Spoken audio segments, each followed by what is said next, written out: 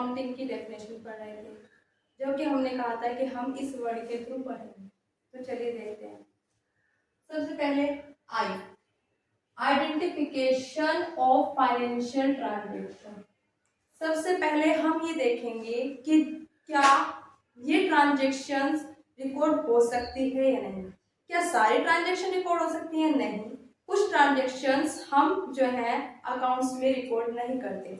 जैसे कौन सी ट्रांजेक्शन हमारी रिकॉर्ड होगी? सपोज करो हमने किसी को सैलरी पे किया 200 रुपये का, तो क्या वो ट्रांजेक्शन रिकॉर्ड होगी? हाँ होगी। हमने पेन बेचा, वो भी रिकॉर्ड होगी।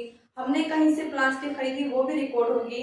लेकिन क्या हमारे जो बिजनेस है उसमें जो 2 एम्प्लॉय है उनके बीच में आपस में झगड़ा हो गया, तो क्या वो ट्रांजेक्शन रिकॉर्ड होगी? नहीं होगी। क्यों? क्योंकि हम उसको मेजर नहीं कर सकते, पैसों में उसको मेजर नहीं कर सकते।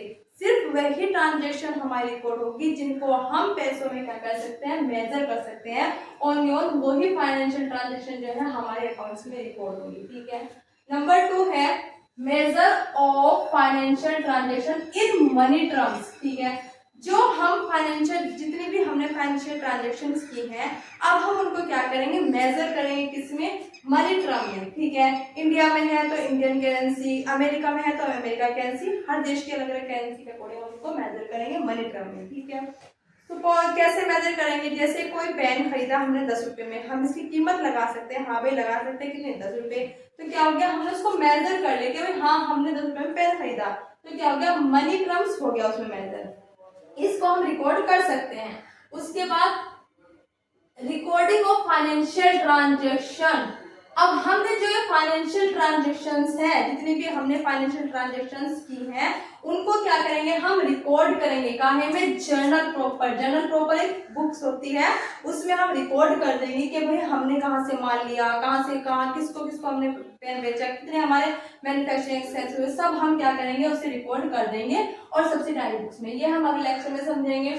ठीक है। उसके बाद हम क्या करेंगे? क्लासिफिकेशन। जितने भी हमारे जो फाइनेंशियल ट्रांजेक्शन थे उनको हमने रिकॉर्ड किया, उनको हम क्या करेंगे? अब क्लासिफिकेशन करेंगे। क्लासिफिकेशन करेंगे लेजर में। ठीक है। कैसे? क्यों इसकी जरूरत क्यों हुई है? कैसे? देखो भाई क्या होता है, जब हम सैलरी पे कर रहे हैं किसी को, सपोज कर रहे हैं, मान के चलते हैं किसी को हमने सैलरी पे की, जून मंथ में की 200 रुपये, जुलाई में की 400 रुपये, 500 रुपये, इस तरह से हमने उनको क्या किया? सैलरी पेमेंट किया।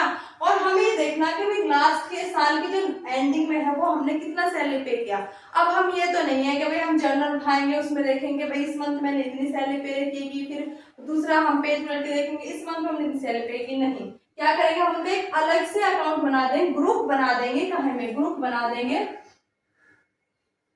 ग्रुप्स बना देंगे। किस में बनेंगे? लेजर में। कैसे? जैसे कि भाई सैलरी है हमारा, तो हम क्या करेंगे? एक सैलरी अकाउंट खोल देंगे।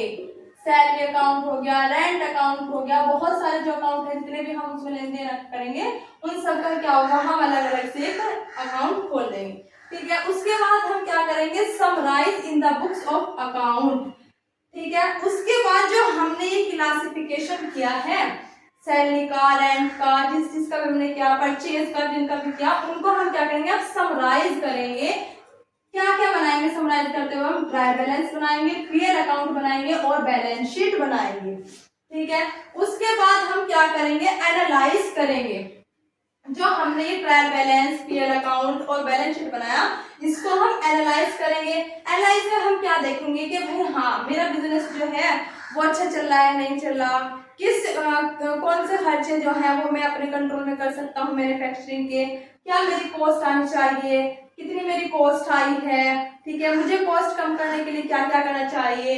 सपोज करो कहीं पे हम क्या हो रहा है, रेंट ज्यादा पे कर रहे हैं, तो क्या इस बिजनेस को कहीं और शिफ्ट कर देना चाहिए। सब क्या करेंगे? हम एनालाइज करेंगे। ठीक है। उसके बाद इंटरप्रेटिंग ऑफ फाइनेंशियल स्टेटमेंट, फिर हम क्या करेंगे? उसको इंटरप्रेट करेंगे कि भाई ये जो हमारा बिजनेस है इसको कहाँ पर हमें शिफ्ट करना चाहिए, क्या मुझे बिजनेस चलाना चाहिए, नहीं चलाना चाहिए, ये सब हम क्या करेंगे? इंटरप्रेट करेंगे। इंटरप्रेट करने के बाद हम क्या करेंगे? कम्युनिकेट करेंगे। कम्युनिकेट करेंगे किसको? जिस यूजर्स को। यूजर कौन होते हैं? जिन्होंने इस कंपनी में पैसा लगा रखा है। ठीक है। अब सबको पैसा किसने लगाया? कंपनी अपने जो मालिक है, ओनर है, उसको बताएगी कि भाई साल के अंत में मुझे इतना प्रॉफिट हुआ, इतना लॉस हुआ, इतने के मेरे एक्सपेंसेस हुए, इतने का मेरे आउटस्टैंडिंग एक्सपेंस है, इतने का मेरा क्लोजिंग स्टॉक है, ये सब बताएगी कि कौन कंपनी बताएगी ओनर को या फिर उन व्यक्तियों को जिन्होंने इस कंपनी में पैसे लगा रखे हैं। ठीक है, उसके बाद इतना हो गया। अब हम बात करते हैं बुक कीपिंग भी क्या होता है, अकाउंटिंग का पार्ट होता है। तो यहाँ तक क्या है हमारा बुक कीपिंग होता है। ठीक है, यानी कि हमारा लेजर बनाने तक यहाँ तक हमारा क्या होता है बुक कीपिंग। बुक कीपिंग क्या है, बुक कीपिंग हमारा होता है ए पार्ट ऑफ अकाउंट।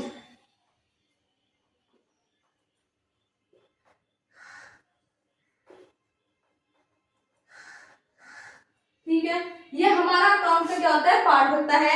जो हमारे अकाउंटिंग है ना, अकाउंटिंग को हम क्या कहते हैं, बिजनेस लैंग्वेज भी कहते हैं। अकाउंटिंग हमारी क्या होता है, बिजनेस लैंग्वेज। ठीक हो गया, बिजनेस लैंग्वेज भी कहते हैं हम अकाउंटिंग को। अब बात करते हैं जो अकाउंटिंग है और बुक कीपिंग है। पता लग गया भाई, बुक कीपिंग हमें ये पता है, आइडेंटिफिकेशन ऑफ फाइनेंशियल ट्रांजैक्शन किस में करेंगे, हम बुक कीपिंग में करेंगे। मेजर किस में करेंगे, हम बुक कीपिंग में करेंगे। रिकॉर्डिंग किस में करेंगे, हम बुक कीपिंग में करेंगे।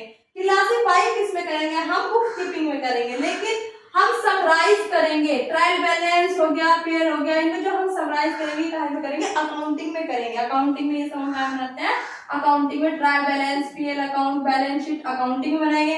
एनालिसिस भी हमारा अकाउंटिंग के अंदर आता है, इंटरप्रेटिंग भी और कम्युनिकेशन टू यूजर। यानी कि अगर बात करें तो सिर्फ जो बुक कीपिंग है वो अकाउंटिंग का क्या है, हाफ पार्ट है, ए पार्ट ऑफ अकाउंटिंग है। ठीक है, आज की वीडियो में इतना